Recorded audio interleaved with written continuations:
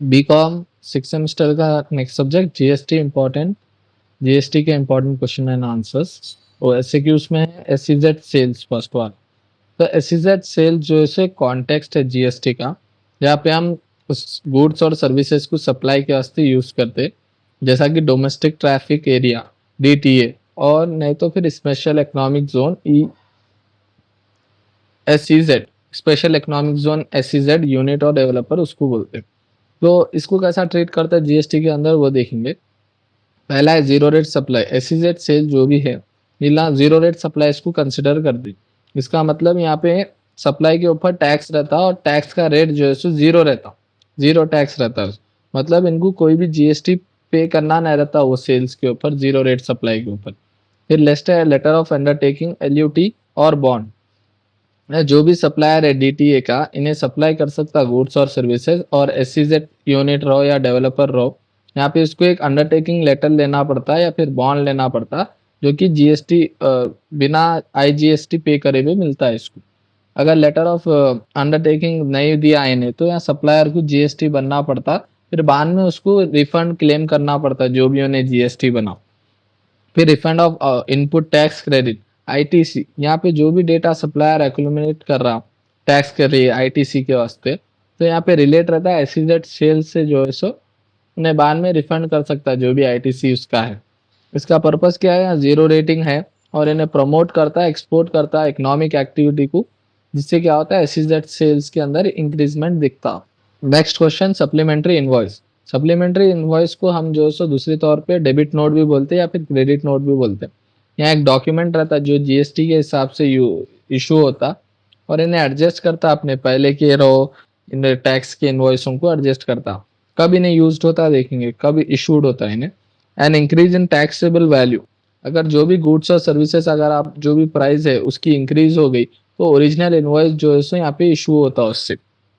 Next है an increase in the tax charge, अगर यहाँ पे एरर आ गया कैलकुलेट करते हुए टैक्स के अंदर तो यहाँ पे ओरिजिनल इनवॉइस जो है सो इशू होता और ये लीड करता कि लोअर टैक्स अमाउंट है यहाँ पे बोल के। फिर एनी अदर डिस्पेंसरी, डिस्पेंसरी के अंदर कोई भी अगर सिचुएशन आ गई जहाँ पे ओरिजिनल इनवॉइस की जरूरत है तो यहाँ पे रिगार्डलेस जो है सो वैल्यू और टैक्स जो है सो चार्ज होता।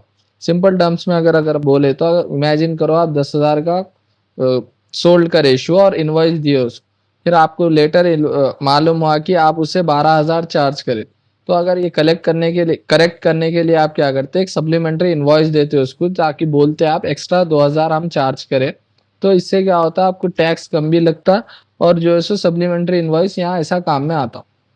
नेक्स्ट क्वेश्चन है right about debit note. Debit note भी वो ऊपर जो हम पढ़े सप्लीमेंट्री इनवॉइस वही है, तो ये आप खाली डेबिट नोट रिप्लेस करना रहता है उसको। नेक्स्ट देखेंगे अपन। नेक्स्ट क्वेश्चन है what are exports and imports. Exports का मतलब यहाँ पे आप सेल करते या शिप करते गुड्स को, ताकि एक कंट्री से अनदर को एक्सपोर्ट कर रहे बाहर भेजा रहे, इसके कॉन्टेक्स्ट और जीएसटी के अंदर आप सप्लाई कर रहे हैं यहाँ पे गुड्स और सर्विसेज इंडिया से बाहर किसी दूसरे कंट्री को, एग्जाम्पल के तौर पे आप बाहर बेच रहे हो उसको। इम्पोर्ट का अंदर क्या है, आप खरीद रहे हैं यहाँ पे और वो गुड्स और सर्विसेज को क्या अपनी कंट्री में लेके आ रहे दूसरे कंट्री के अंदर।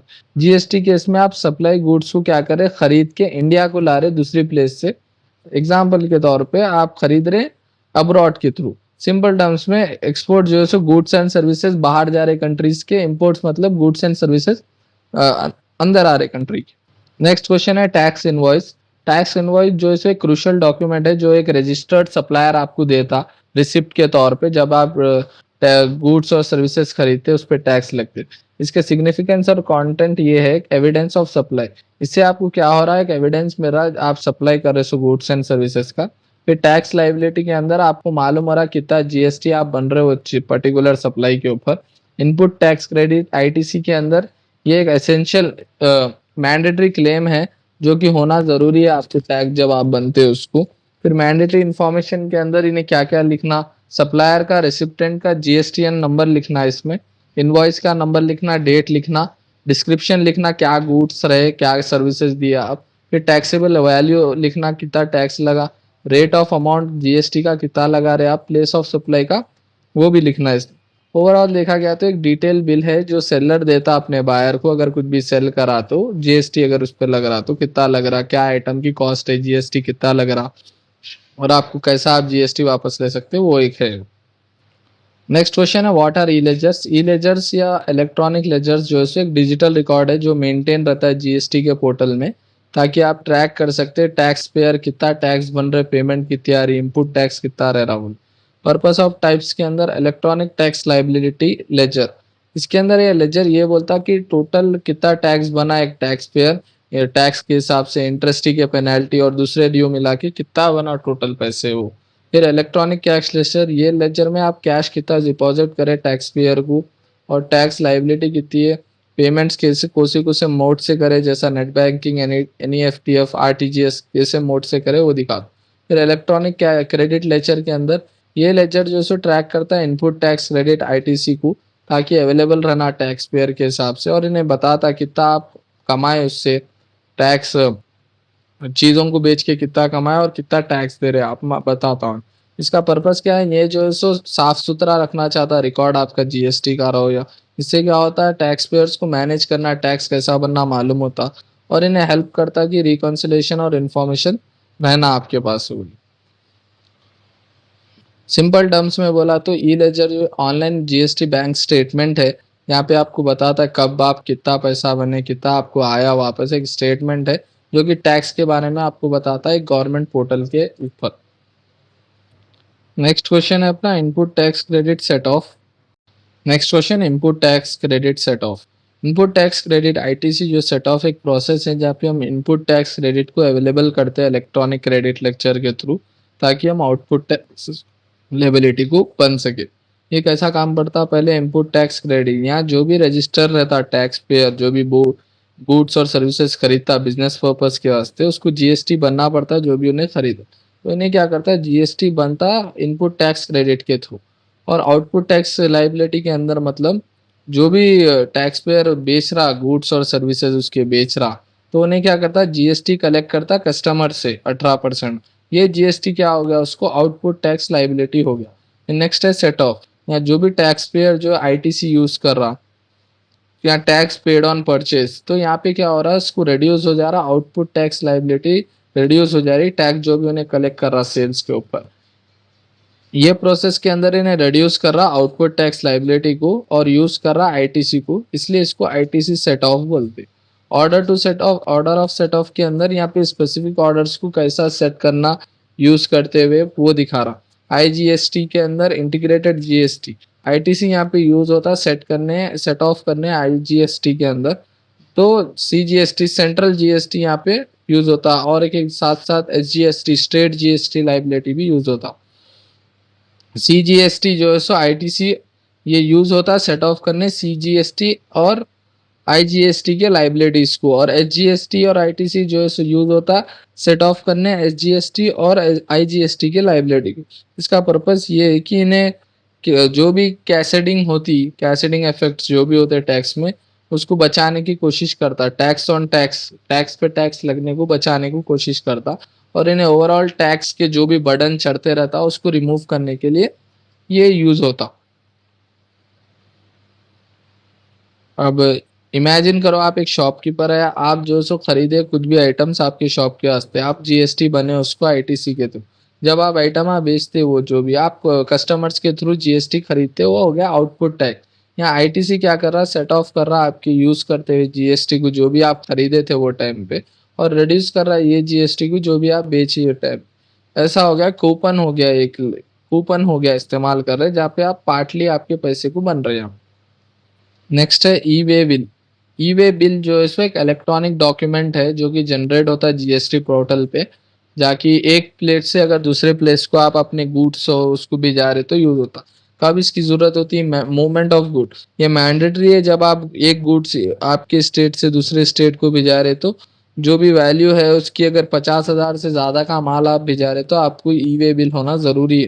फिर कंसाइनमेंट वैल्यू, कंसाइनमेंट वैल्यू यहाँ पे इंक्लूड होती है वैल्यू ऑफ गुड्स के अंदर, जहाँ पे जीएसटी और अदर एप्लीकेबल चार्जेस यहाँ पे लगते हैं आपके।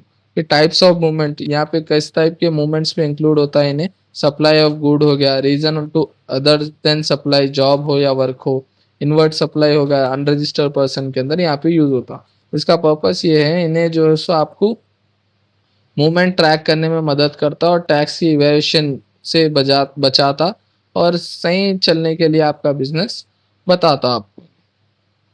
नेक्स्ट क्वेश्चन है जीएसटी काउंसिल। जीएसटी काउंसिल एक कॉन्स्टिट्यूशनल बॉडी है जो कि रेस्पॉन्सिबल रहती है जो भी रिकमेंडेशन आप कर रहे यूनियन हो या स्टेट गवर्नमेंट्स को, और इन्हें इशू करती है गुड्स और सर्विसेज टैक्स को, गुड्स एंड जीएसटी को इंडिया के अंदर। इसके फंक्शंस क्या है? रिकमेंडेशन ऑन टैक्स रेट, इन्हें रिकमेंड करती जो भी रेट रहना जीएसटी का वो इंक्लूडिंग टैक्स स्लैब्स रहना और एक्सम्पशन रहना और थ्रेशोल्ड सब मिला के एक में रहना इन्हें रिकमेंड करता। Recommendation on law and rule, इन्हें ये रिकमेंड करता कि जीएसटी के लॉ एंड रूल्स रेगुलेशंस भी रहना बोल के। फिर डिसीजन ऑन डिस्प्यूट्स, इन्हें प्रोवाइड करता है एक मैकेनिज्म प्रोवाइड करता जो कि कोई भी प्रॉब्लम आ रही है उसको सॉल्व करने के लिए, यूनियंस में रहो या स्टेट्स में रहो या दूसरे स्टेट्स में रहो, उसको सॉल्व करने के लिए। फिर रिकमेंडेशन ऑन थ्रेशोल्ड लिमिट, इसके अंदर इन्हें रिकमेंड करता थ्रेशोल्ड लिमिट को ताकि turnover of the GST registration कम से कम हो। फिर हार्मोनाइजेशन ऑफ जीएसटी, इन्हें इसका मकसद ये रहता है कि इन्हें यूनिफॉर्म और हार्मोनाइज स्ट्रक्चर बनाना चाहता है जीएसटी के अक्रॉस पूरे कंट्री के लिए एक ही जीएसटी रहना बोल के। फिर डिसीजन ऑन स्पेशल प्रोविजन के अंदर इन्हें रिकमेंड करता है स्पेशल प्रोविजंस थोड़े स्टेट्स को या थोड़े सेक्टर्स को स्पेशल ट्रीटमेंट इन्हें जो है रिकमेंड करता। नेक्स्ट है जीएसटीआईएन। जीएसटीआईएन स्टैंड्स करता goods and services tax identification number. ये एक यूनिक 15 डिजिट का अल्फामेरिक नंबर रहता जो कि असाइन करते हर रजिस्टर्ड पेयर को उनका जीएसटी का एक नंबर रहता पर्टिकुलर जो कि गुड्स एंड सर्विसेज टैक्स बनने के वास्ते इस्तेमाल होता। सिग्निफिकेंस इसके क्या है? आइडेंटिफिकेशन, इन्हें क्या है यूनिक नंबर देने की वजह से वो बिजनेस को हम आइडेंटिफाई कर सकते हैं वो जीएसटी में है क्या नहीं। फिर कंप्लायंस के अंदर इन्हें एसेंशियल करता है जीएसटी रिलेटेड एक्टिविटी हो गया इंक्लूडिंग फाइल रिटर्न हो गया, क्लेमिंग इनपुट क्रेडिट हो गया आईटीसी और इशूइंग इनवॉइस, ये सब इन्हें देखते रहता है। ट्रैकिंग, इन्हें क्या करता? अलाउ करता आपको टैक्स अथॉरिटीज रो या ट्रैक मॉनिटर जीएसटी के ट्रांजेक्शन्स को। वेरिफिकेशन के अंदर इन्हें एनेबल करता बिजनेस को ताकि आप वेरीफाई हो ऑथेंटिसिटी के साथ साथ और दूसरे रजिस्टर्ड टैक्स पेयर्स के साथ। रिकॉर्ड कीपिंग, इसके अंदर इन्हें रिकॉर्ड करते रहता है जीएसटी आप कितना बन रही क्या है सब चीज़। Next question, what is bill of supply? Bill of supply एक डॉक्यूमेंट है जो कि रजिस्टर्ड टैक्स पेयर आपको इशू करता इनवॉइस के टैक्स इनवॉइस के साथ टैक्स इनवॉइस नहीं इशू करता, ये बिल ऑफ सप्लाई इशू करता जहाँ पे जो है थोड़ी जगह जीएसटी आपको चार्ज नहीं होता। कहाँ इशू होता है? सप्लाई ऑफ एक्सटेम्प्ट गुड्स और सर्विसेज, जब एक पर्सन रजिस्टर रहता है सप्लाई गुड्स और सर्विसेज तो उसको उन्हें बचाने के लिए जीएसटी ये इशू करता है आपको। सप्लाई अंडर कंपोजिशन स्कीम, जब एक पर्सन रजिस्टर रहता है कंपोजिशन स्कीम के अंदर तो उन्हें वहाँ पे जीएसटी चार्ज करने के लायबल नहीं रहता, मतलब जीएसटी उसको वहाँ पे चार्ज नहीं होता। अदर नॉन टैक्सेबल सप्लायर, यहाँ थोड़े बहुत सप्लाई थोड़े बहुत चीज़ें ऐसे हैं जहाँ पे गवर्नमेंट टैक्स नहीं लगाई तो वहाँ पे ये इशू होता है। इसके की पॉइंट्स क्या है? इन्हें जीएसटी का अमाउंट इसमें ऐड नहीं करता और जो है सर्व करता प्रूफ ऑफ सप्लाई जो है इन्हें सर्व करता। Next question, defining tax rate at master level.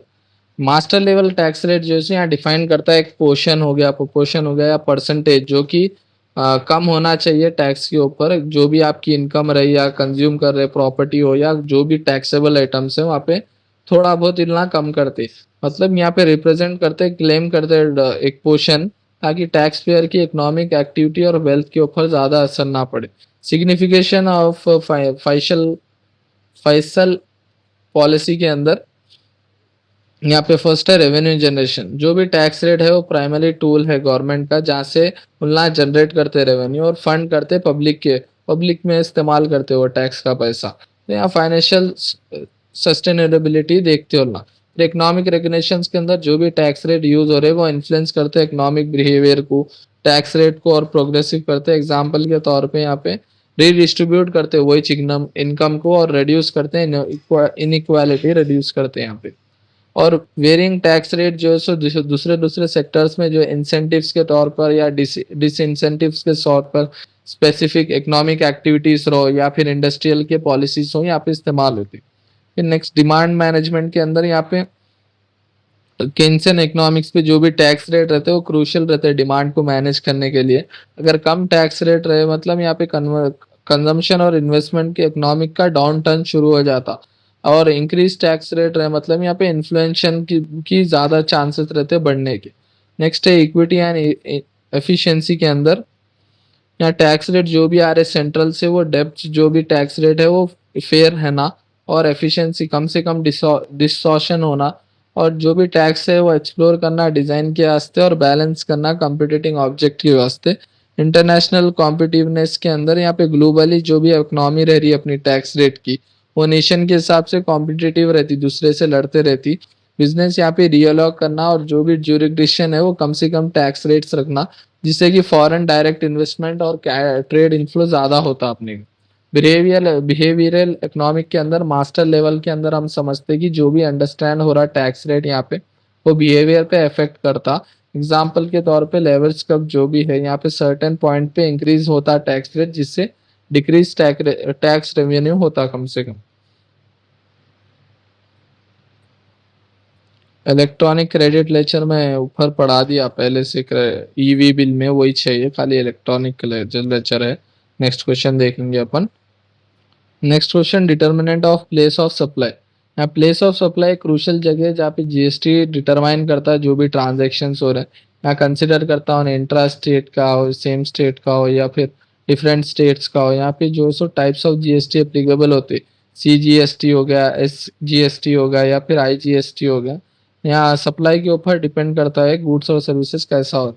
Goods के अंदर for goods location of the recipient, यहाँ पे जो भी सप्लाई इन्वॉल्व हो रही मूवमेंट में गुड्स के लिए, यहाँ पे जो भी प्लेस आ रही सप्लाई के लिए, जनरली यहाँ पे जो भी गुड्स है वो डिलीवर होते हैं रेसिप्टेंट के हिसाब से। इफ अगर वहाँ पे कोई भी मूवमेंट नहीं हो रही गुड्स के अंदर, जो जो भी प्लेस ऑफ सप्लाई लोकेशन है वहाँ पे गुड्स और सर्विसेज टाइम के हिसाब से सप्लाई होती। लोकेशन ऑफ द सप्लायर, थोड़े केसों में क्या है, वन गुड्स और सर्विस गुड जो है इंस्टॉल मतलब वहाँ उतार देते, असेंबल करते, जो भी उन्हें पर्टिकुलर जगह पे बोला वहाँ पे जो है सप्लाई लोकेशन इंस्टॉल और असेंबली करते हैं वहाँ पे लगता है जीएसटी। फिर फॉर सर्विसेज के अंदर location of the resistant, most case पे जो भी सप्लाई करते हैं आप सर्विस की लोकेशन के हिसाब से रेसिस्टेंट के, वहाँ सर्विस होती। अगर नेक्स्ट है सर्विसेज जो भी इम्पावर्ड पॉवर्टी के अंदर होती, यहाँ पे जो भी सप्लाई होती लोकेशन के हिसाब से वो इम्पावरेबल पॉवर्टी के अंदर होती।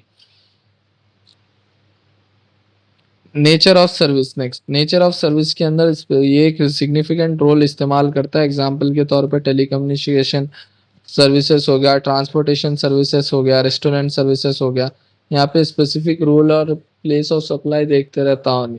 उसके बाद रजिस्ट्रेशन ऑफ रेसिप्टेंट, अगर रेसिप्टेंट रजिस्टर है जो भी प्लेस ऑफ सप्लाई रहे लोकेशन के हिसाब से वो रजिस्ट्रेशन को देखते रहती वो, और जो है सो रिकॉर्ड करते रहती सप्लायर के हिसाब से। यहाँ पे सिंपल टर्म्स में देखा गया तो जीएसटी कब लगता है सप्लाई ऑफ प्राइस की कंसिडरेशन गुड्स के लिए, ये जो है सो एंड अप हो जाता है जब गुड्स जो है सो बेच देते आप। सर्विस के अंदर जब कस्टमर एक जगह पे रहता और सर्विस वहाँ पे डन हो जाती, वो टाइप्स ऑफ सर्विसेज पे यहाँ पे लगता है जीएसटी। नेक्स्ट क्वेश्चन है जीएसटी रिपोर्ट्स। जीएसटी रिपोर्ट्स एक डॉक्यूमेंट है जो जनरेट होते हैं जीएसटी पोर्टल्स के ऊपर।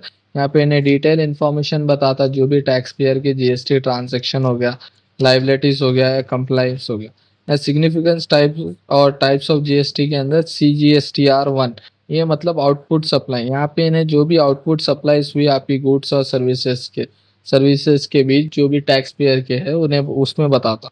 नेक्स्ट है CSTR 3B, समरी रिटर्न, या जो भी समरी रिटर्न के प्रोवाइडेड डिटेल्स है आउटपुट हो या इनपुट सप्लाईज के ऊपर, ITC अवेल्ड हो गया, ये टैक्स पेयर में इन्हें बता दो। CGSTR के अंदर 2A/2B इनवर्ट सप्लाईज, यहाँ डिटेल जो भी इनवर्ट सप्लाईज के जो कि ऑटो पॉपुलेटेड हो गए सप्लायर्स के अंदर, CGSTR 1 आइडिंग हो गया या फिर ITC रिकॉन्सिलेशन के अंदर इन्हें देखता। नेक्स्ट CSTR 9 एनुअल रिटर्न, यहाँ पे एनुअल रिटर्न समराइज करता है जो भी पूरे जीएसटी के ट्रांजैक्शन आप फाइनेंशियल एक ईयर में करे सो। फिर CSTR 9C reconciliation statement, reconciliation statement के अंदर इन्हें एनुअल रिटर्न बनाता, ऑडिट करता फाइनेंशियल स्टेटमेंट के। इसके सिग्निफिकेंस क्या है, इन्हें जो सो आपको फैसिलिटेट करता है जो भी जीएसटी के रेगुलेशंस रहते और एनेबल करता टैक्स पेयर के अंदर, और उसके रिकॉन्सिलेट करता ट्रांजैक्शन के वास्ते क्लेम करने ITC एक्यूरेटली के लिए। उसके बाद प्रोवाइड करता टैक्स अथॉरिटीज़ को डेटा और टैक्स एडमिनिस्ट्रेशन को ताकि ऑडिट करना उन्हें पर्पस के हिसाब से। और यूज करता है एक प्रॉपर मेंटेनेंस रिकॉर्ड यूज करता और हेल्प करता है बिजनेसेस को क्लियरली फाइनेंशियल पिक्चर रिगार्ड करने के लिए। आप सिंपल टर्म्स में बोला गया तो जीएसटी रिपोर्ट एक रिकॉर्ड है जहाँ पे आप पूरे जीएसटी की रिलेटेड एक्टिविटीज दे सकते हैं।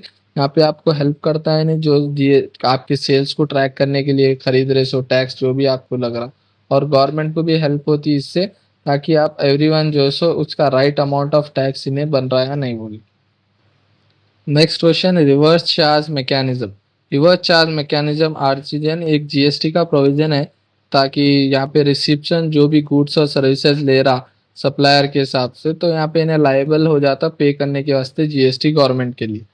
तो कब इन्हें एप्लीकेबल है, when it's applicable specific goods और सर्विसेज, इन्हें अप्लाई होता है सर्टेन नोटिफाइड गुड्स और सर्विसेज के जो कि स्पेसिफाइड कैरेक्टर कैटेगरी में आते हैं और लीगल सर्विसेज में, ट्रांसपोर्टेशन सर्विसेज में, और जो भी सर्विसेज प्रोवाइड करती है गवर्नमेंट अथॉरिटी की। Next, supply from unregistered person. जब रजिस्टर्ड पर्सन रिसीव करता गुड्स और सर्विसेज अनरजिस्टर्ड पर्सन के अंदर, तो यहाँ पे रजिस्टर्ड पर्सन जो है सो जिम्मेदार रहता है जीएसटी बनने के वास्ते अंडर आरसीएम। फिर नोटिफाइड कैटेगरी ऑफ सप्लाई, यहाँ पे गवर्नमेंट नोटिफाई करती थोड़ी स्पेसिफिक कैटेगरीज जहाँ पे सप्लाई करना आरसीएम एप्लीकेबल है क्या नहीं, बेस्ड ऑन उनके पॉलिसी कंसिडरेशन के अंदर। इंपोर्ट ऑफ सर्विसेज, यहाँ पे सर्विसेज इंपोर्ट होते हैं इंडिया को और रेसिप्टेंट, तो जहाँ पे यहाँ पे जीएसटी बनना पड़ता अपने को अंडर आरसीएम। की पॉइंट्स क्या है, it shift the tax liability इन्हें शिफ्ट करता और सप्लायर को रिसिप्टेंट के साथ, और हेल्प करता वाइड एंड टैक्स बेस्ड को इंश्योर कंप्लायंस के हिसाब से। सिंपल टर्म्स में अगर बोला गया तो जो बेचने वाला है उन्हें आपसे जीएसटी कलेक्ट करता बायर कंट्री से, मगर और गवर्नमेंट को बनता, मगर आरसीएम के अंदर क्या है, जो खरीदने वाला है उन्हें जिम्मेदार रहता है जीएसटी बनने डायरेक्टली गवर्नमेंट को। ये थोड़े सिचुएशंस में होता है, थोड़े सर्विसेज खरीदे तो, जब बेचने वाला रजिस्टर नहीं रहता जीएसटी बनने के वास्ते, जब जो है सो गवर्नमेंट को आप बनना पड़ता है स्पेसिफिकली आरसीएम के थ्रू आप जो है ट्रांजेक्शन कर सकते। नेक्स्ट क्वेश्चन है list out some goods services which exempts from GST. मतलब थोड़े जो चीज़ों पे जीएसटी ना लगता उसको क्या है वो चीज़ बोलो राइन। तो या थोड़े एग्जांपल्स है जिसमें जीएसटी नहीं लगता कॉमनली। फर्स्ट है गुड्स, गुड्स के अंदर फ्रेश वेजिटेबल्स और फ्रूट्स पे नहीं लगता, अनप्रोसेस्ड मिल्क पे नहीं लगता, सॉल्ट पे नहीं लगता, ब्रेड्स पे नहीं लगता, और लाइव एनिमल्स पे नहीं लगता, ह्यूमन ब्लड और कंपोनेंट्स पे नहीं लगता, और हैंडलूम प्रोडक्ट्स पे नहीं लगता थोड़े, और अनब्रांडेड आटा मैदा बेसन इस पे नहीं लगता। सर्विसेज के अंदर जो है हेल्थ केयर पे, एजुकेशनल सर्विस जो कि secondary up to higher secondary level, फिर एग्रीकल्चर सर्विसेज, पब्लिक ट्रांसपोर्टेशन के अंदर, service provided by charitable trust और रिलीजियस पर्पस के अंदर सर्विस जो भी प्रोवाइड हो रही रिजर्व बैंक ऑफ इंडिया को, आरबीआई और फंडल सर्विसेज को, यहाँ पे जीएसटी नहीं लगता। यहाँ पे की पॉइंट्स है ये लिस्ट के अंदर जो है जीएसटी ना लगता है, इन लोगों को जीएसटी से थोड़े कंडीशंस और नोटिफिकेशंस के अंदर छूट है। Next, GST LAQs give an account of introduction of GST in India and explain why it's called a single tax structure। तो फर्स्ट है introduction of GST in India, GST goods and services tax. ये introduce हुआ था 1 जुलाई 2017 में। बहुत सारे debates के बाद, लीगल एफर्ट्स के बाद इसको लेके आए। ये इम्प्लीमेंट हुआ था थ्रू 101 कॉन्स्टिट्यूशनल अमेंडमेंट एक्ट 2016 के थ्रू इन्हें आया आया काम में। नेक्स्ट है, इसका गोल ये था कि मल्टीपल टैक्सेस, इनडायरेक्ट जो भी टैक्स लेते थे उसको अवॉइड करके एक ही टैक्स सेंट्रल गवर्नमेंट रखना और एक यूनिफाइड टैक्स सिस्टम रखना है। इसलिए इससे क्या हो गया, टैक्स पे टैक्स जो लग रहा था वो बच गया और इन्हें कॉमन नेशनल मार्केट में आ गया। ये रिप्लेस कर दिया बहुत सारे टैक्सेस को, जैसा कि सेंट्रल एक्साइज ड्यूटी हो गया, सर्विस टैक्स हो गया, वैट हो गया, ऑक्ट्रोल हो गया, ऐसे चीज़ों को ने अवॉइड कर दिया।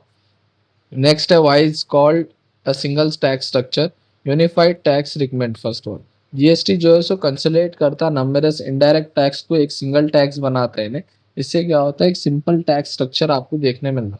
एलिमिनेशन ऑफ कैसेडिंग इफेक्ट्स, इन्हें रिमूव कर दिया बहुत सारे कैसेडिंग इफेक्ट्स को टैक्स में जो अलाउ हो रहे थे। इनपुट टैक्स क्रेडिट I60 हो गया, ये पूरे सप्लाई चेन के अक्रॉस कर दिया। इससे क्या हो गया, जो भी एडिशनल टैक्स लग रहे थे हर स्टेज पे उनको, वो खत्म हो गए।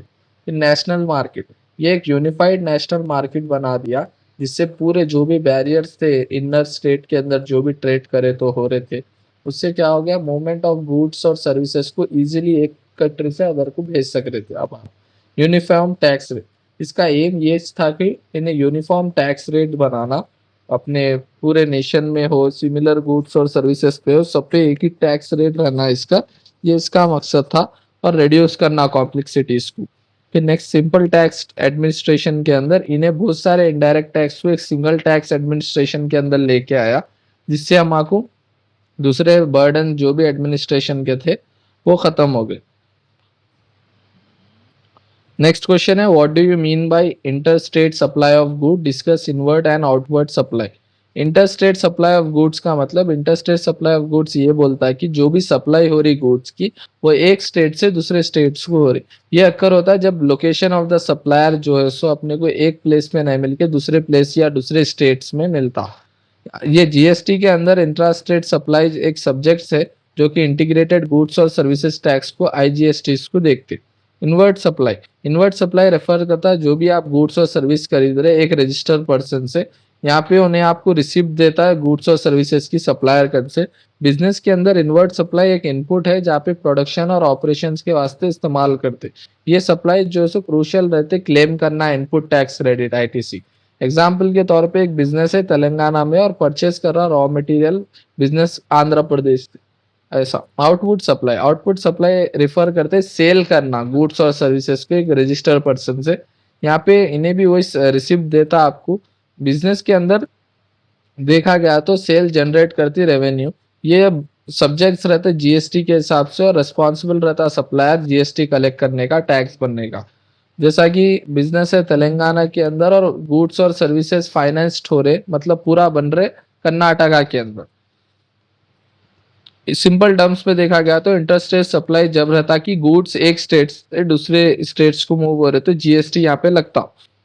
फिर इनवर्ट सप्लाईज के अंदर आप खरीद रहे चीज़ें दूसरे स्टेट्स के लिए, आउटवर्ड सप्लाई का मतलब आप बेच रहे चीज़ें दूसरे स्टेट को। Next question, how do you enable GST in ERP. GST enable करना ईआरपी सिस्टम के अंदर इन्वॉल्व होता बहुत सारे कॉन्फ़िगरेशन स्टेप्स को, जिससे हम आपको मिलाते हुए चलना पड़ता जीएसटी के रेगुलेशंस के साथ। यहाँ पे प्रोसेस है जहाँ पे जो सो बहुत सारे डिपेंडेंट ईआरपी सॉफ्टवेयर को जनरेट करना पड़ता, इंक्लूडिंग जैसा कि कॉन्फ़िगरेशन ऑफ जीएसटी। यहाँ पे इन्हें कंपनी का जीएसटीएन नंबर डालता और वही जो रिलेवेंट जीएसटी डिटेल्स आ रहे या नहीं ईपीआर सिस्टम में उन्हें देखता। फिर सेटिंग अप टैक्स मास्टर, फिर इन्हें यहाँ पे जीएसटी टैक्स मास्टर इंक्लूड करता है, जैसा कि सीजीएसटी हो गया, एसजीएसटी हो गया, आईजीएसटी होता, और जो सेस रेट हो गया, यहाँ पे उन्हें एप्लीकेबल करता टैक्स को वो हिसाब से। फिर डिफाइनिंग प्लेस ऑफ सप्लाई, इन्हें रूल्स एंड कॉन्फ़िगरेशन रखता है जहाँ पे आप सप्लाई कर रहे हैं आपकी गुड्स रो या सर्विसेज रो, वहाँ के हिसाब से इन्हें आपको वहाँ पे जीएसटी लगाता। फिर इनेबलिंग जीएसटी फॉर मास्टर्स, यहाँ पे जीएसटी जो भी फंक्शंस कर रहा कस्टमर्स हो या वेंडर्स हो तो यहाँ मास्टर डाटा उन्हें इंक्लूड करता है जाके जीएसटी वहाँ पे इंफॉर्मेशन एक्यूरेटली रिकॉर्ड कर सके उन्हें। फिर इनवॉइस कॉन्फ़िगरेशन के अंदर जो भी कॉन्फ़िगरेशन इनवॉइस है टैम्पलेट्स हो गया कंपनी, यहाँ पे जीएसटी इन्वॉल्व होना रिक्वायरमेंट्स के अंदर, जैसा कि ये मैंडेटरी फील्ड्स है, जीएसटीएन होना, HCN/SCA कोड होना, यहाँ पे ट्रैक डाउन होना।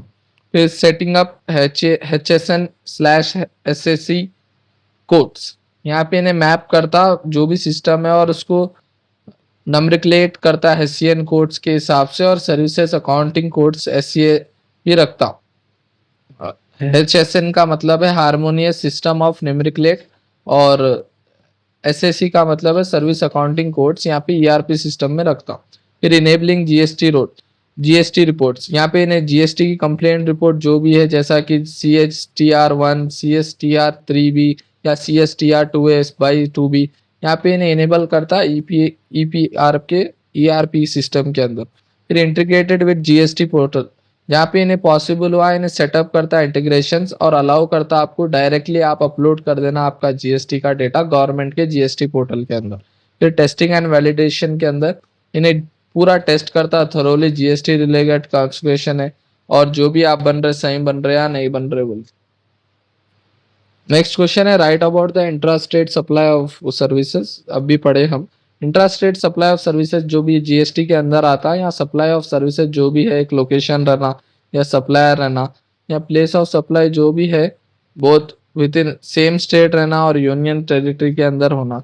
तो यहाँ के की कैरेक्टरिस्टिक्स क्या है, सेम स्टेट, फर्स्ट है सेम स्टेट यूटी, मतलब जो भी सप्लायर हो या रिसिप्टेंट हो उन्हें एक ही जगह एक ही स्टेट के अंदर रहना, यूनियन टेरिटरी के।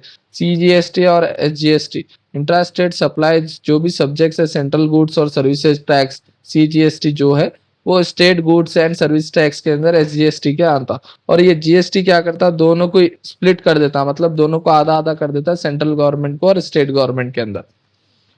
कि लोकेशन ऑफ द रिसिप्टेंट जो भी जनरेटली सप्लाई हो रही सर्विसेज की हो, लोकेशन की हो, तो वहाँ की रिसिप्ट होना, यहाँ पे रजिस्टर होना जरूरी है उन्हें। फिर अगर रजिस्टर रिसिप्टेंट वहाँ का रजिस्टर नहीं है तो जो भी लोकेशन रेसिपिएंट की अवेलेबल है वो रिकॉर्ड करना पड़ता है सप्लायर को, जो रजिस्टर वाली। स्पेसिफिक सर्विस रूल के अंदर यहाँ पे जो भी सर्विसेज आ रहे हैं, स्पेसिफिक प्लेस हो या सप्लाई रूल्स हो, यहाँ पे उन्हें डाइवर्ट करता है जनरल रूल्स के हिसाब से। एग्जाम्पल के तौर पे सर्विस रिलेटेड इम्पॉल पॉवर्टी के अंदर ये सब चीज़ें देखता हूँ। सिंपल टर्म्स में अगर बिजनेस हैदराबाद का है और दूसरे बिजनेस को उन्हें प्रोवाइड कर रहा है हैदराबाद के अंदर, तो ये इंट्रा स्टेट सप्लाई और जीएसटी यहाँ पे चार्ज होता, वो दोनों को स्प्लिट, मतलब दोनों आधा आधा, स्टेट आधा ले लेना और सेंट्रल आधा ले लेना, Telangana government. Next question, what is input tax credit? How is it availed to and transferred to GST? What is input tax credit? ITC. Input tax credit एक क्रेडिट है, रजिस्टर्ड टैक्स पेयर को वो claim करना पड़ता है GST जो भी उन्हें बना उसके खरीद, गुड्स और सर्विसेज खरीदने के लिए यूज पर्पज, बिजनेस पर्पज के साथ। एसेंशियली ये बिजनेस को अलाउ करता है कि उन्हें आउटपुट टैक्स जो भी उसको लग रहा टैक्स ऑन सेल्स उसको कम करने के लिए ये यूज होता। और ये अमाउंट जो है जीएसटी ऑलरेडी पेड कर देते हैं इनपुट्स में परचेजेस के अंदर। How is it availed and transfer in GST available ITC. यहाँ टैक्स पेयर जो है रजिस्टर रहना पर्सन जो भी जीएसटी के अंदर है, ये जो है पोजेस करना वैलिड टैक्स के इनवॉइस और डेबिट नोट के अंदर रजिस्टर्ड सप्लायर्स के थ्रू वैलिड रहना उसकी बिल रही सो। ये गुड्स एंड सर्विसेज जो है रिसीव हो जाना और ये सप्लायर टैक्स बन देना गवर्नमेंट को। और ये टैक्स पे जब जब फाइल करना है जीएसटी रिटर्न टैक्स बंदी हुआ। ट्रांसफरिंग आईटीसी के अंदर आईटीसी एक ट्रैक करता है इलेक्ट्रॉनिक थ्रू, जैसा कि इलेक्ट्रॉनिक क्रेडिट लेजर हो गया जीएसटी पोर्टल के अंदर, या फिर टैक्स पेयर यहाँ पे यूज करता है अवेलेबल आईटीसी जैसा कि electronic credit ledger to offset their output, tax liability को ऑफसेट करने के लिए यूज होता। यहाँ पे आईटीसी डायरेक्टली ट्रांसफर नहीं करता जीएसटी को, मगर इन्हें कम से कम कर देता है टैक्स पेएबल को, जो कि फाइल करने आपको जीएसटीआर 3B के अंदर फाइल कर सकते हैं आप। ये ऑर्डर यूटिलाइज होता है आईटीसी प्रेस्क्राइब को। और आईजीएसटी फर्ट क्या करता, यहाँ पे सीजीएसटी और देन एससीएसटी के अंदर इन्हें काम में लेता। और आईटीसी जो भी ट्रांसफर होना केसेस बिजनेस के रिकॉग्नाइजेशन के वास्ते, जैसा कि मर्जर्स हो गया, एलिमिनेशंस हो गया और दूसरे प्रोसीजर्स के हो गया, उस पर इन्हें जो है देखता। सिंपल टर्म्स में आईटीसी एक जो है रिफंड लेना है आपका जीएसटी, जो भी आप बने जो भी चीज़ पे खरीदे आप, वो आप उस पर जीएसटी बने वो आप वापस क्लेम करते। इससे क्या होता है, आपको ऑनलाइन अकाउंट और ज़्यादा क्रेडिट होता है और कम टैक्स बनते हैं आप यहाँ पे, और ओन भी और बेच भी सकते हैं आप गुड्स एंड सर्विसेज। मगर ये डायरेक्टली जो है ट्रांसफर ना होता गवर्नमेंट से, मगर यहाँ पे आपको कम से कम करके देता हूँ। Next question, explain the concept of cancellation and revocation of GST registration. First है cancellation of GST registration. Cancellation का मतलब यहाँ पे उन्हें खत्म कर दे रहा, जो भी उन्हें टैक्स बन रहा है जीएसटी से उन्हें कैंसिल कर दे रहा, मतलब क्लोज कर दे रहा हूँ। इसका मतलब ये है इन्हें जो है टैक्स बनता नहीं फिर उसके बाद, और टैक्स अथॉरिटीज इसका मतलब खत्म है, इसका जीएसटी अकाउंट पूरे को बंद हो जाए। रीजंस क्या है इसके अंदर टैक्स बंद करने के, आप क्या क्या रीजन दे सकते। पहले आपका बिजनेस क्लोज हो गया बोल के दे सकते, फिर आप कॉन्स्टिट्यूशन चेंज हो गया आपके बिजनेस में बोल सकते, फिर टर्नओवर फेलिंग हो गया और पूरा कर्जे में डूब गया बोल के भी आप रीजन दे सकते, और जीएसटी रेगुलेशंस के साथ आप मैच नहीं कर सक रहे बोल के दे सकते, फिर वॉलेंट्री कैंसिलेशन के ऊपर भी आप दे सकते। एक बार ये कैंसिल हो गया उसके बाद जो है सो टैक्स नहीं लगता वो पर्टिकुलर चीज के अंदर, और वो जीएसटी के अंदर फिर टैक्स नहीं लगता नंबर के ऊपर वो।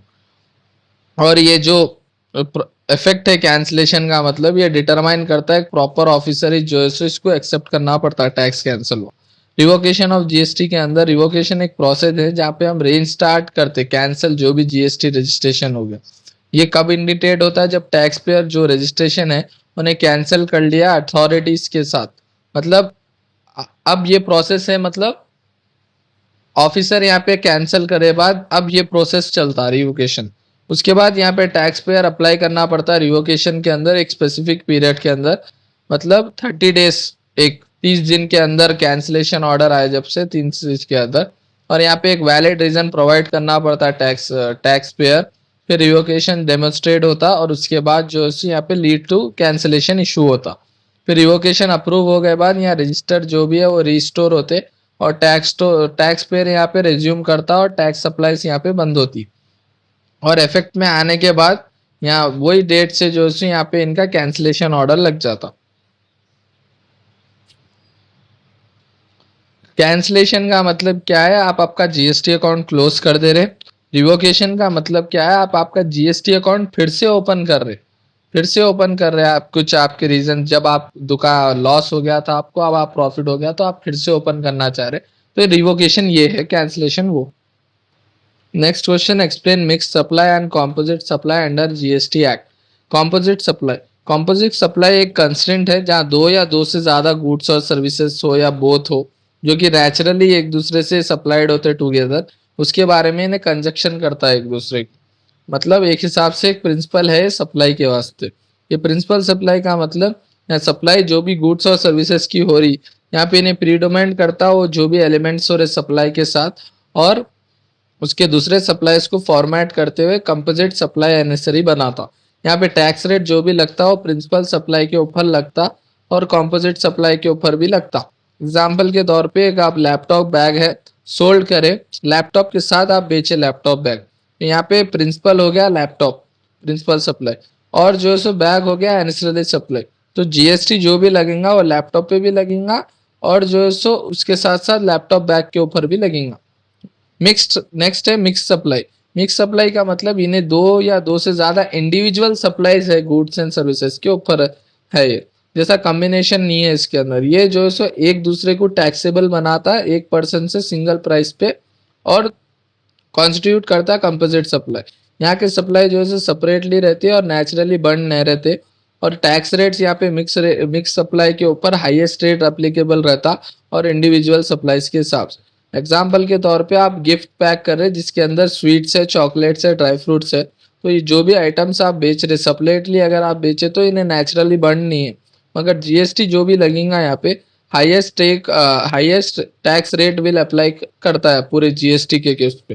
की डिफरेंस क्या है, बंडलिंग के अंदर आप कंपोजिट सप्लाईज को नेचुरली बंड कर सकते हैं और मिक्स सप्लाईज को नहीं कर सकते। प्रिंसिपल सप्लाई का मतलब कंपोजिट जो भी सप्लायर है वो एक प्रिंसिपल सप्लायर है और मिक्स सप्लाईज यहाँ के इसके अंदर न रहते। टैक्स रेट जो भी लगता कंपोजिट सप्लाईज के ऊपर जो टैक्स रेट लगता वो प्रिंसिपल सप्लाई पे लगता, और मिक्स सप्लाईज के अंदर जो है सो हाईएस्ट टैक्स रेट लगता आपको ओवरऑल देखा गया। नेक्स्ट क्वेश्चन है, explain the procedure of registration under CGST and right the advantages of registration. पहले रजिस्ट्रेशन क्या है, जीएसटी के अंदर कैसा रजिस्टर हो रहा है वो देखेंगे। फर्स्ट है एप्लीकेशन। एप्लीकेशन के अंदर जो भी अप्लाई कर रहा है एप्लीकेंट, इन्हें जीएसटी के पोर्टल से अप्लाई करना पड़ता है फर्स्ट www.gst.gov.in के अंदर। यहाँ पे इन्हें इसका पैन प्रोवाइड करना, mobile number, email address verification के वास्ते प्रोवाइड करना। फिर वेरिफिकेशन के अंदर जो भी इन्हें इन्फॉर्मेशन प्रोवाइड करता ओटीपी वो रजिस्टर मोबाइल नंबर और ईमेल एड्रेस पे जाता। फिर नेक्स्ट है फॉर्म CHGST REG01। जब वेरिफिकेशन होता तो एप्लीकेंट को ये फिल करना पड़ता है एक फॉर्म CGST REG1, यहाँ पे प्रोवाइड करना पड़ता है उसको डिटेल्स उसके बिजनेस के बारे में, उसके प्रिंसिपल प्लेस ऑफ बिजनेस कहाँ है, प्रमोटर्स कौन है, पार्टनर्स कौन है, बैंक अकाउंट डिटेल्स प्रोवाइड करना पड़ता है। फिर नेक्स्ट है डॉक्यूमेंट अपलोड। यहाँ पे एप्लीकेंट उसके अपलोड करना पड़ता है रिक्वायर्ड डॉक्यूमेंट्स को, जैसा pan card, Aadhaar card, proof of business address, bank account details यहाँ पे अप्लाई करना पड़ता है। फिर वेरिफिकेशन बाय ऑफिसर। नेक्स्ट यहाँ पे जीएसटी ऑफिसर वो वेरीफाई करता है एप्लीकेशन को और डॉक्यूमेंट्स को। यहाँ ऑफिसर एडिशनल इंफॉर्मेशन भी पूछ सकता है आपसे, एक फिजिकल वेरिफिकेशन भी कर सकता है आके देख के आपके बिजनेस के ऊपर। फिर जीएसटीएन अलॉटमेंट, मतलब अब एप्लीकेशन अप्रूव हो गए बाद आपको CGSTN goods and service tax identification number मिल जाता है आपको और आप रजिस्टर हो जाते हैं यहाँ पे जीएसटी के अंदर। इसके एडवांटेजेस क्या है, आपको लीगल रिकॉग्नाइजेशन, अब आपका बिजनेस जो है सो लीगली रिकॉग्नाइज हो गया गुड्स और सर्विसेज में। फिर ITC इनपुट टैक्स क्रेडिट, अब आप रजिस्टर कर सकते हैं और क्लेम कर सकते हैं आपके टैक्स से जो भी आप खरीद रहे कर रहे। फिर इंट्रा स्टेट इंट्रास्टेट जो भी आपको फिर आप रेस्ट्रिक्शंस नहीं रहते, जो भी आप स्टेट्स में एनेबल कर रहे जीएसटी को। बिजनेस एक्सपेंशन, यहाँ पे आप आपके बिजनेस को और ज्यादा बढ़ा सकते हैं, ये एडवांटेजेस बोल रहा हूँ मैं आपको, बिजनेस को और ज्यादा बड़ा बना सकते हैं। फिर access to e commerce platform, बहुत सारे ई कॉमर्स प्लेटफॉर्म में जीएसटी होना पड़ता है सेलर्स को, तो यहाँ पे आप जीएसटी से उससे ई कॉमर्स में भी बना सकते हैं। अवॉइडिंग पेनल्टीज, यहाँ पे आप जीएसटी बनते रहते, जीएसटी के लॉस को फॉलो करते रहते, तो आप यहाँ पे जो सो लीगल से बचे हुए रहते, पेनल्टीज से बचे हुए रहते उसके बाद आप। फिर सीमलेस फ्लो ऑफ आईटीसी, यहाँ पे आप रजिस्टर पर्सन रहते, कंट्रीब्यूट करते, और इनपुट टैक्स क्रेडिट आते रहता आपको सप्लाई चेन के हिसाब से। Next question, explain various types of GST return, मैं पहले ही बोल दिया ऐसे क्यों में, नेक्स्ट क्वेश्चन कर लेंगे। नेक्स्ट क्वेश्चन है, explain the process of enabling GST and defining tax detail. Enabling GST मतलब यहाँ पे क्या क्या स्टेप्स इन्वॉल्व होते हैं इसके अंदर देखेंगे। फर्स्ट है सिस्टम एक्टिवेशन, एक्टिव करना जीएसटी के मॉड्यूल्स को और फीचर करना उसके साथ बिजनेस के हिसाब से। आपको एक सॉफ्टवेयर होना जिसके अंदर आप इन्वॉल्व करते, आप सेट करते, इंस्टॉल करते जो भी आपका जीएसटी। फिर जीएसटी एंड कॉन्फ़िगरेशन, अब आपके बिजनेस का GST and goods and service tax identification number डालते और दूसरे रिलेवेंट डेल डालते, जैसा कि लीगल नेम हो गया, एड्रेस हो गया। फिर टैक्स मास्टर सेटअप, या credit tax master, CGST, central GST, SGST, state GST, IGST, inter state GST को आप एप्लीकेबल करते सेस के थ्रू। फिर यहाँ डिफाइन करते आप टैक्स रेट, हर कोसे कंपोनेंट में कितना टैक्स आपको लग रहा हो, हिसाब से आप यहाँ पे देखते।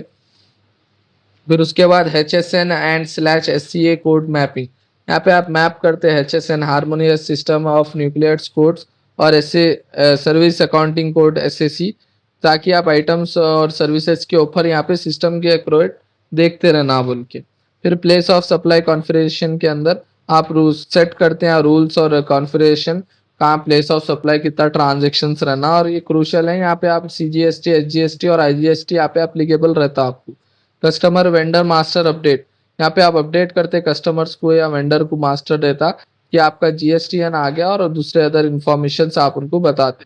इससे आपको क्या होता है, एक्यूरेट हो जाता है, आप सही टैक्स कैलकुलेट कर सकते हैं और रिपोर्ट कर सकते हैं पूरा ट्रांजैक्शंस को या पार्टीज को।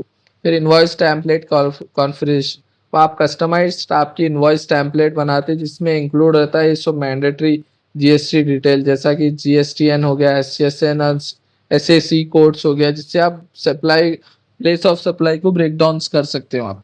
फिर टैक्स कैलकुलेशन लॉजिक के अंदर आप सिस्टम के हिसाब से ऑटोमेटिकली कैलकुलेट हो जाता है आपका जीएसटी, और यहाँ पे रेट ऑफ सप्लाई और सप्लाई SCSN कोड्स के अंदर आप उससे देख सकते हो। और रिपोर्ट जनरेशन, यहाँ पे आप एनेबल कर देते जीएस जनरेशन रिपोर्ट के वास्ते, जीएसटी कंप्लेंट रिपोर्ट, जैसा कि CSTR1, CSTR3B और CSTR2A और /2B में आप एनेबल कर लेते हैं। और टेस्टिंग एंड नेक्स्ट है टेस्टिंग एंड वैलिडेशन, आप थ्रूली इसको टेस्ट करते हैं जीएसटी के कॉन्फ़िगरेशन को, और एक सैंपल ट्रांजैक्शन यहाँ करके देखते हैं और कैलकुलेशन रिपोर्ट आपको मालूम हो जाएगी। नेक्स्ट क्वेश्चन है, explain how tax rates are defined at master and transactional level. Master level में आपको पहले पढ़ा दिया SCQ में, तो मैं सीधा ट्रांजैक्शन लेवल पे जाता हूँ। ट्रांजैक्शन लेवल यहाँ पे डिफाइन करता है जो भी टैक्स रेट आपके इंडिविजुअल ट्रांजैक्शंस पे लगते हैं एक ट्रांजैक्शन के ऊपर, और ड्राइंग्स जो कि मास्टर लेवल डिफिनेट, ये सिस्टम अलाउ करता है आपको जो भी एडजस्टमेंट हो मास्टर लेवल्स के रेट से और स्पेसिफिक ट्रांजेक्शन, जैसा फैक्टर्स है, place of supply, customer types हो गया, प्रोडक्ट के कैरेक्टरिस्टिक्स क्या है, ये जो सो टैक्स रेट के ऊपर इफेक्ट होते हैं आपको। इसका पर्पज ये रहता है, इन्हें फ्लेक्सिबिलिटी आपको प्रोवाइड करता जो भी आपके नॉन स्टैंडर्ड ट्रांजेक्शन है या एक्सेप्शन है, और इनेबल करता है, एडजस्टमेंट करता है, प्रमोशंस हो गया, डिस्काउंट्स हो गया, और स्पेसिफिक कस्टमर एग्रीमेंट्स के अंदर इन्हें देखता और कैलकुलेशन करता है ईच ट्रांजेक्शन के ऊपर। नीचे इसके एग्जाम्पल से अप्लाइंग 18% GST अगर मास्टर टैक्स कोड में लग रहा है लैपटॉप सेल करे अगर आप, अगर यहाँ ओवर राइडिंग के अंदर आप 5% GST रेट जो है सो प्रमोशनल ऑफर आप इसमें बचा सकते, और इसके अंदर IGST हो गया या CGST और SGST अप्लाई करते बायर्स लोकेशन के हिसाब से। सिंपल टर्म्स में मास्टर लेवल यहाँ पे आपको सेटअप करता है जनरल टैक्स रूल, जैसा कि लैपटॉप 18% के है। ट्रांजेक्शन रूल्स यहाँ पे आपको एडजस्टमेंट करने देता है इंडिविजुअल सेल्स को, जैसा कि लैपटॉप्स के सेल आप 5% है ऐसा बता सकते। नेक्स्ट क्वेश्चन है what do you mean by recording of advance entry, explain with example.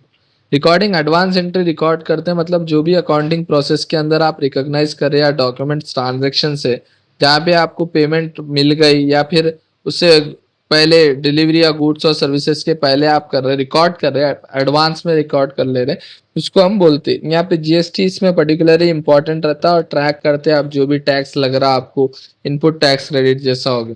इसका पर्पस क्या है, मतलब मकसद ये है कि इन्हें एक्यूरेटली रिफ्लेक्ट करता फाइनेंशियल पोजीशन को बिजनेस की, और इन्हें अकाउंटिंग जो है सो जीएसटी रेगुलेशंस के साथ मिलती और इन ट्रैक करने, देखने, छानबीन करने और फ्यूचर के ऑब्लिगेशन जो भी आ रहे हैं उसको मैनेज करने में आपको मदद करता। अब इसके एग्जांपल्स देखो आप, एग्जांपल्स के अंदर advance payment receive from customers, outward supply. एक सॉफ्टवेयर कंपनी 50,000 एडवांस यूज रिसीव करी सॉफ्टवेयर डेवलपमेंट प्रोजेक्ट से और इसका काम अगले महीने होने वाला है, तो अकाउंटिंग एंट्री कैसा होंगी, डेबिट में बैंक अकाउंट 50,000 आएगा, क्रेडिट में एडवांस रिसीव फ्रॉम कस्टमर 50,000 हो जाएगा।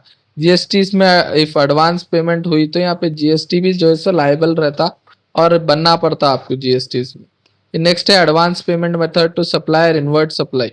अब मैन्युफैक्चर कंपनी 20,000 एडवांसली दे दी रॉ मटेरियल्स के वास्ते गुड्स और जो कि अगले हफ्ते दिन मिलने वाले कंपनी।